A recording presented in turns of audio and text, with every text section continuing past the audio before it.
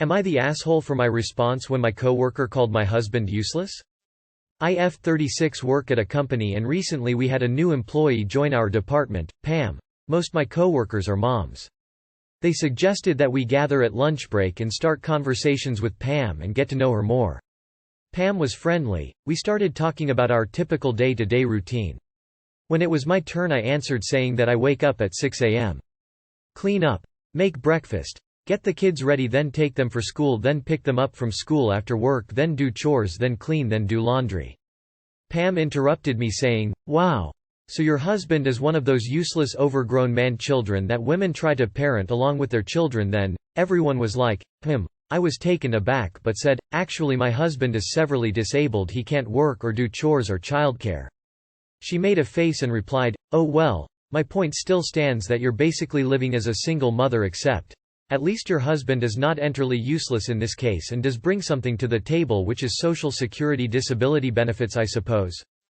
But I'm sure it doesn't make up for him being an absent father and husband due to his disability." I got extremely offended that she was talking about my husband, the love of my life and father of my children, like that. The ladies were like, "Oh my God." I said I didn't appreciate how she spoke about my husband and she shrugged saying, "Well, I wasn't technically lying, right? With people like your husband there's really no point of being married. If you're acting like a single mom then might as well become one or go look for a real-life partner." I just lashed out asking what the hell she was talking about and explained the important role my husband still has in mine and my children's life. I called her rude and disrespectful for how she was talking about him and how she belittled him as a husband and a father, and told her that her remarks about my husband could be nothing more than projection on her part. She laughed and said, "Ha. My husband is a doctor, that much is enough. Need I say more?" I asked if her husband cooks and cleans after he gets home. Then looked at her eyes and said, "The tiredness in your eyes suggests that all housework and childcare fall on you alone, correct?" She was red in the face. She got quiet, looked around, then got up and excused herself to the toilet looking upset. The lady said that Pam has her own beliefs, visions about disabled partners should be, which is understandable, and she was just giving her honest opinion, but I took it too far by humiliating her and assuming her husband isn't doing anything. But according to her reaction the answer was clear to me. They thought I shouldn't have spoken to our new coworker in a mean way and should have taken what she said with a grain of salt as it wasn't personal. They wanted me to apologize, but I said I won't apologize for what I said even if I was rude. My coworker's argument is that they too received harsh comments from Pam but didn't take it personally since they were venting about their husbands. Edit. Pam isn't the first one to say stuff like that about my husband. My own family did this as well as others, so that's why I wasn't too surprised by her judgment but still got offended. Not the asshole. What do your coworkers mean you humiliated her? Didn't she say the exact same thing about your husband before she knew he was disabled? I think you did nothing wrong. Not the asshole. So here's what you learned about Pam today. Pam is an ableist. She's also a judgmental hypocrite who likely has one by one destroyed each of your coworkers in one way or another so often that they just shrug and say, "That's how she is." Here's what you've learned about your coworkers today. Your coworkers accept judgmental behavior as, "That's the way it is," and protect her from being hurt. They have accepted her behavior to the point where she is okay to humiliate others, you. But if she gets embarrassed, they protect her. I don't consider what you said rude, and I wouldn't apologize. Looks like karma has already found her, but she didn't learn. Why is it okay for her to straight out say you should leave your husband due to his disability, but what you said is too far? I would have said much worse. I have osteoarthritis in my spine, hips and knees and can no longer work. I am not useless or deadweight. I try and do what I can for my fiancé to love and support him while he does a lot of the housework 'cause I can't. Not the asshole. Maybe let the HR know that this incident took place, just in case Pam goes and tries to screw you over. So your colleague calls your husband names and mocks him and now people are upset because you replied. Not the asshole. Anyway, what was she trying to do by saying, "My husband is X, a dick measuring contest"? Not the asshole. But Pam is, 100%. Plus, your friend's trying to justify what Pam said as her beliefs about disabled partners as BS. She just straight up insulted your husband and you. No need for you to apologize, you are in the right. Not the asshole. First off, Pam was extremely rude with how she just spoke about your husband like that, as if she completely knows what your family life is like. She is also clearly ableist, and that by itself makes her the a-hole in this scenario. Also, you should get new friends. I cannot fathom why they would urge you of all people to apologize after they heard the bullshit Pam has been spouting. Based on how they reacted, they might even agree with her. Not the asshole. Normally I would agree that sharing an opinion in itself should exempt you from a person's outright ire. But she was sharing her opinion about your husband, a man she has never met and knows nothing about. There are consequences for sharing them, and too bad, so sad, she got back what she dished out. Would I be the asshole for not preventing my daughter from getting in trouble? First time posting and mobile user here. My 32 female daughter, 12 female, forgot her clarinet today for her 4th period band class. My other daughter, 22 months, was having a fit this morning, and I was so tied up with her that I didn't double check my oldest was all set to go. It wasn't until I was dropping her off that she realized she didn't have her clarinet. She said, "You don't work today, can't you just go back home and get it for me?" She has been extremely careless lately, and she's at that fun age where she's developed a rebellious attitude, full of the eye rolls and whatevers. She always has an excuse for not completing her chores and has recently started lying about trivial things. For further context, I co-parent with her dad, and there are far less rules and responsibilities for her at his home. There aren't any consequences for misbehavior, he's the fun parent. She prefers being with him as he doesn't hold her accountable for anything, because she's still just a little girl. She's almost 13, I believe she knows better by now. I don't have a problem with the task of bringing the clarinet to her, but I want her to experience the consequences of not being prepared. Perhaps it will ensure it doesn't happen again. I believe the worst trouble she'll be in is not getting a pride stamp for the day, but I'm not sure. I just don't want her to further develop her dad's attitude, who has always used his parents to bail him out of his messes. It's no big deal, someone will come to my rescue. Would I be the asshole for not doing this for her even though I'm available to do so? I have 2 hours to make a decision. Edit. I appreciate the feedback and made a quick decision. Sometimes it takes a different set of eyes. Parenting ensures you're always learning throughout these little everyday challenges. I decided to bring her the clarinet and explained this is the first and last time, and honestly, with work I more than likely won't be able to do this again. I'll be having a more in-depth conversation with her and facilitating consequences at home. No phone this evening but to call her dad. Thanks again everyone. Edit 2. After reading more feedback, I've decided no consequences needed. As one commenter offered, it's best not to mix consequences for misbehavior with day-to-day life mistakes. And I apologize for my failure to add that she was diagnosed with ADHD a year ago. She does individual therapy and we do family sessions as well, weekly. We utilize many tools to manage it, reminders, lists, etc. But I will also be sharing some stories with her from here so she and I can make a more informed decision about the possibility of medication. She's scared to take medication. I simply wanted her to be aware that, as much as I would love to always be there to help her, that can't be the case always. With her hurdles, that's a lesson that won't just stick right away.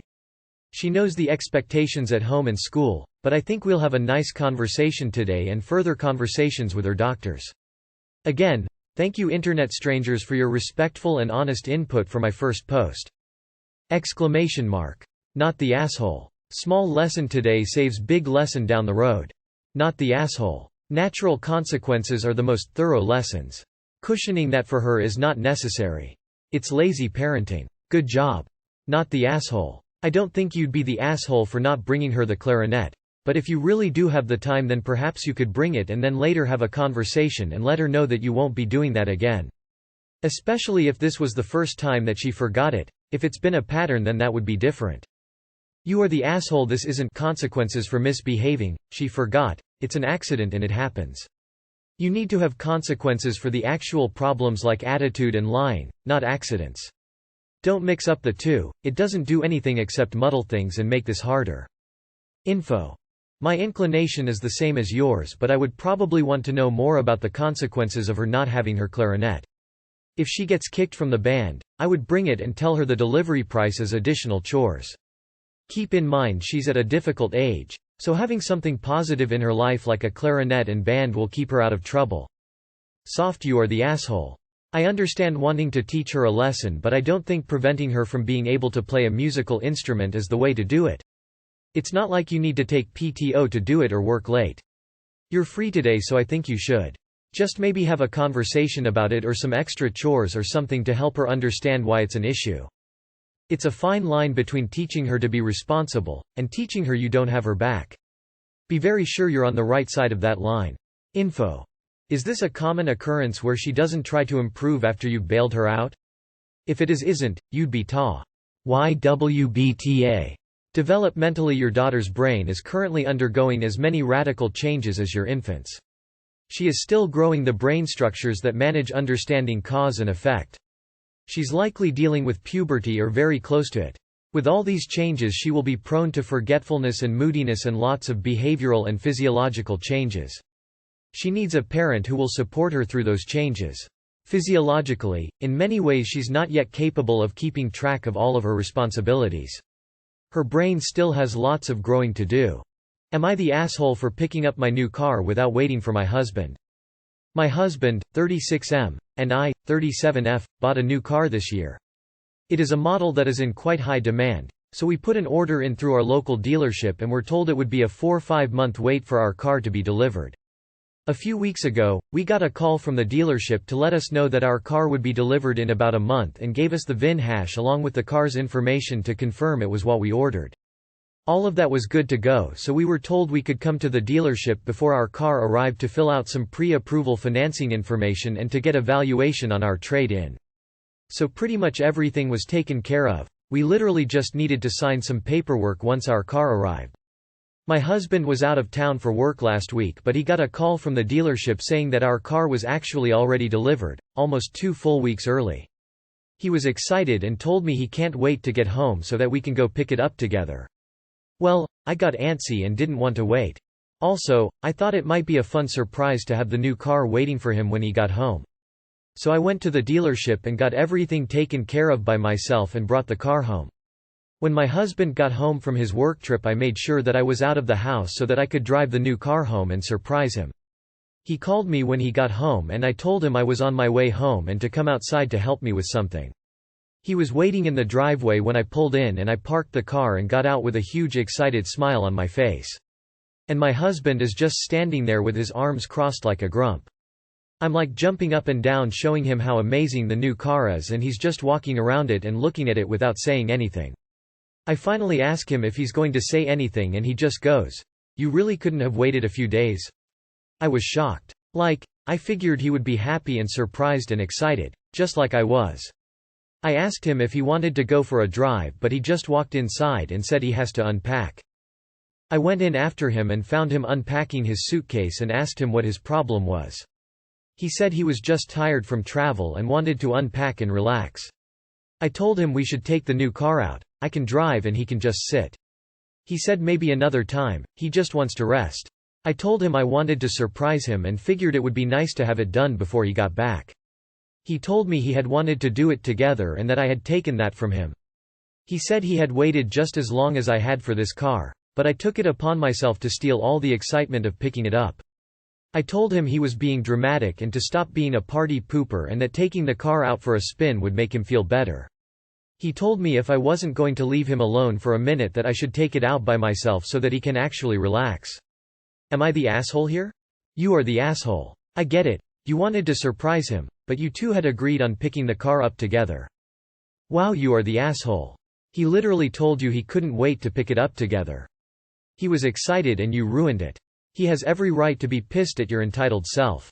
You are the asshole. He wanted to pick up the car together. Cool. You wanted to surprise him. Cool. His reaction is not what you expected. Bummer. He's hurt because he wanted to do a special thing with you and you got defensive and tell him to get over it. Uncool. It's one thing to want to surprise him, but when the surprise doesn't go the way you hoped, you're better off trying to understand where he's coming from rather than get upset at his reaction because it wasn't what you expected. You are the asshole. You knew he was looking forward to this. You are the asshole. A new car is a big accomplishment and he was probably so excited that whole trip to go to the dealership and drive it home with you. He actually told you how excited he was to do it together. For some it may be a small thing, but for others it's taking away a big achievement. You are the asshole, and frankly you're not being honest even here. This had zero to do with wanting to surprise him with it, and you were not surprised that he was upset. You did something extremely selfish. Knowing that it was wrong, he called you out on it, and now you are trying to turn it around and make it his fault. Does not bode well for your marriage that you care so little about your spouse's feelings. You are the asshole. He explicitly told you that he was excited about picking up the car together, and you have basically told him that it's okay for you to disregard how he feels. You are the asshole. You only think he's being dramatic because you got to do the fun thing. Imagine how you'd feel if he did the same to you. I got antsy and didn't want to wait, tells me you'd be at least as upset at him. And when he asked you for space because he was disappointed and wanted to process, you didn't just ignore him, you gave him less. You fucked up. Apologize. Twice, because after you fucked up again. And then leave the man alone if he asks you to. Am I the asshole for frightening a snooping neighbor by opening my door and causing her to fall? New to Reddit, please forgive mistakes. 337F, live alone in a pet-friendly, no-breed restrictions, apartment building, renting, in a U.S. city that has significant crime. Our building has 2 on the first floor, 2 on the second floor, 1 on the third. I live on the third floor. I don't share a landing with any of my neighbors, and anyone coming up to the third floor is coming there for me. We do not have a secured gate or a front door to the building. I have a 40-pound dog, not aggressive in the slightest, does not have leash aggression, does not resource guard. She does have one guarding tendency, and due to where I live alone, I fostered this. She will bark at the door when someone is outside. She is part hunting hound, so she has a very big, vocal howl bark. I've always found this comforting because I will always know if someone is coming when I am not expecting anyone. Sometimes people will come up to lurk on my landing who have no business being there, and my dog will scare them away. She also lets me know when deliveries have been dropped off. A downstairs neighbor, 4550F, from the first floor has been up on my landing several times.